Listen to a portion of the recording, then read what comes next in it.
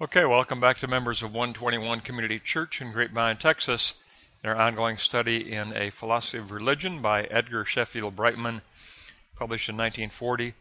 We're going to conclude the section on a phenomenology of value. We're going to look at pages 148 to 172.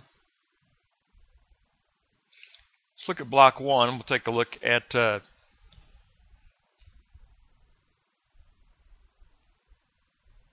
Brightman wants to begin with Barth and his concept of God as revealer of values. Man ceases to trust himself or science or reason. God has revealed his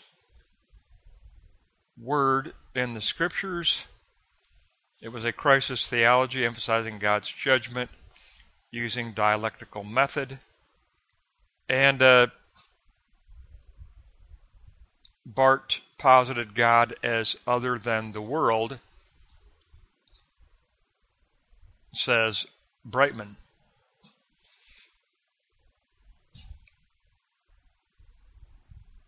Next, he looks at Plato and he says God is the impersonal system of ideal values or forms. God becomes the system of eternal forms. He calls this Plato's impersonal idealism. God is the moral order of creation with these forms.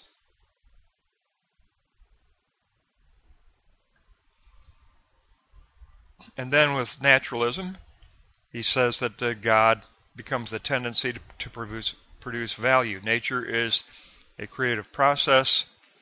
He calls this an emergent evolution. As a dialectical movement of nature, religious experience is considered a natural phenomenon. Barth and Plato reacted against naturalism. In naturalism, God is the tendency to support and to produce values. So those are alternative views of the concept of God. And from there, he takes a look at modern-day naturalism in Alexander and Weeman. And for Alexander, deity is just beyond any level of evolution. There's an emergent level about to arise as transcendence. God equals the universe that possesses this deity, and nature as a whole encloses this deity of an emerging transcendence. Under Weeman, God is the tendency of nature to support and produce a movement toward perfection.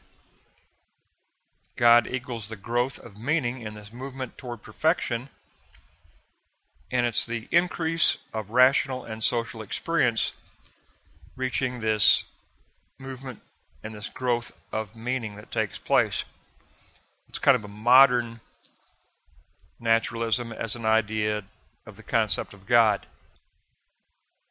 And basically, Brightman wants to mention these because he wants to posit his notion of the concept of God, which is not any of these. He wants to point out those as failing examples in block 1, because he's going to posit the notion of evolutionary theism. Evolutionary theism in note 2. That's going to be his posited concept of God, evolutionary theism. That's Brightman's position, which we know is going to be an evolutionary theism that relies on Hegel and Aristotle. That's who Brightman is. He does posit an evolutionary theism. God as evolutionary. There are alternative approaches to understanding religious faith. The revolutionary equals the rejection of the notion of God as conscious spirit. The evolutionary seeks to unify a personalistic form of God. Ongoing investigation is necessary. So Brightman proposes this movement of religious thought as a triad. And that triad consists of dogmatism, the revolutionary antithesis to dogmatism, and then the evolutionary theism. So 1, dogmatism, the affirmation that God is wholly other conscious person. Then the revolutionary antithesis negates the idea of God as conscious person and posits a substitute for a personal God, which would be your humanism or your naturalism. Brightman says that if you synthesize these two, you can come up with a theism, which joins together dogmatism and revolutionary immanence. The objective and the immanent become synthesized in evolutionary theism. So the evolutionary concept of God in note 3, it is modern theism. God becomes conscious spirit. God is immanent in nature and in value experience. Interprets the contributions of history and psychology and sociology are all taken up. It is distinguished from deism. It does synthesize pantheism immanence and deism transcendence, but for evolutionary theism, transcendence is not a rigid externality. Transcendence is not a rigid externality. Physical events are expressions of God's presence. God's personality is expressed through intrinsic values. These are the norms that humanity gradually discovers. This is Brightman's posited correct concept of God, evolutionary theism. He does mention some exemplary theists. There's a Bergson, God is love, humanity become God's creators. Eddington, the unseen world is personal God. Mind is the mediation through which we perceive the divine. Boudin, God is apprehended through experiences of order, intelligence, and goodness. God is creative love. Hawking, God is other mind. God is wholly active. And then Albert North Whitehead, God is conscious and good. His wisdom ensures that nothing will be lost.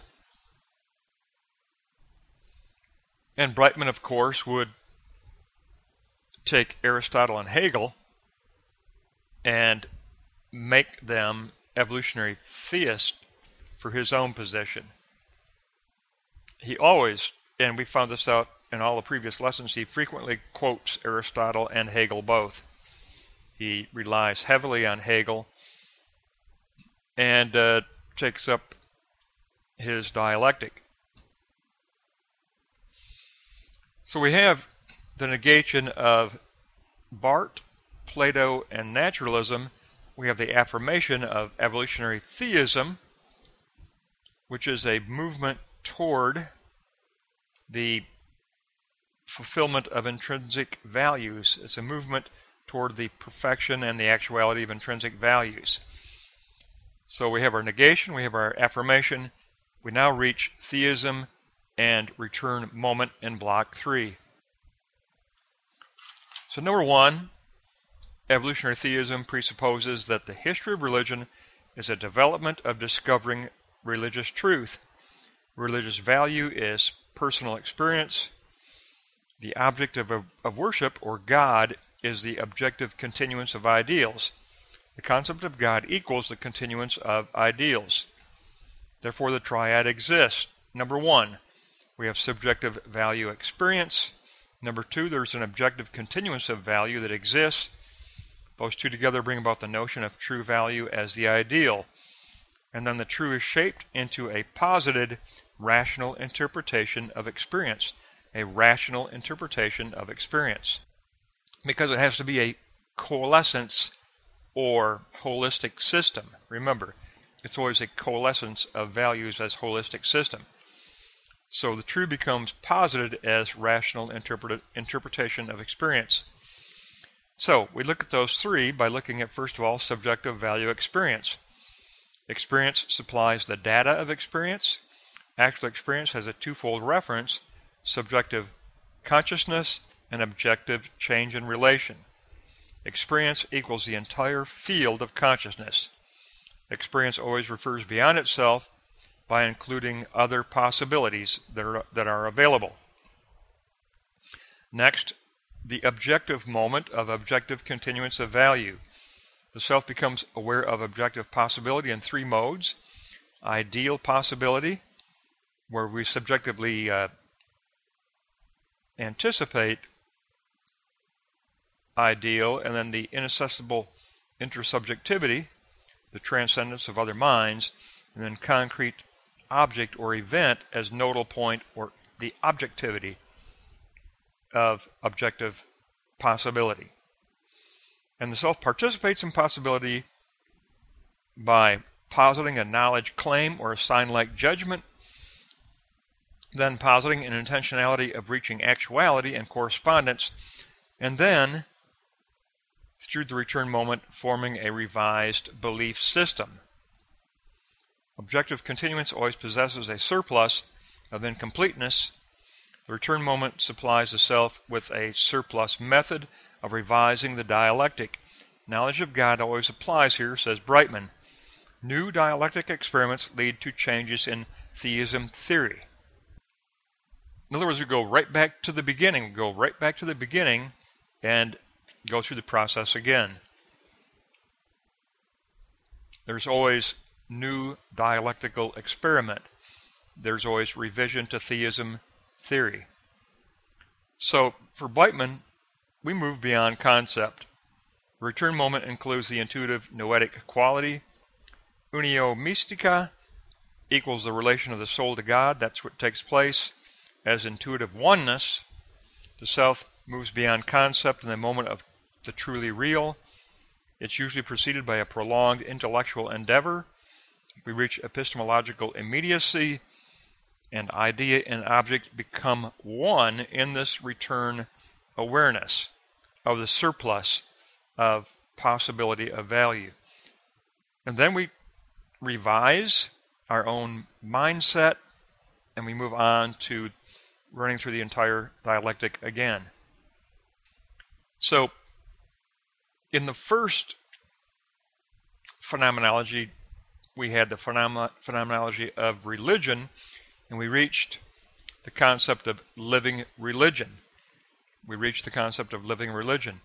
In this phenomenology, which we conclude here on page 172, we actually conclude with the notion of evolutionary theism. So we reach concept of God as evolutionary theism. So first phenomenology reached living religion. Then, beginning with living religion, we move through the phenomenology of value to arrive at the concept of God as evolutionary theism. The concept of God as evolutionary theism. And Brightman's Brightman's philosophy of religion abbreviates three levels of phenomenology.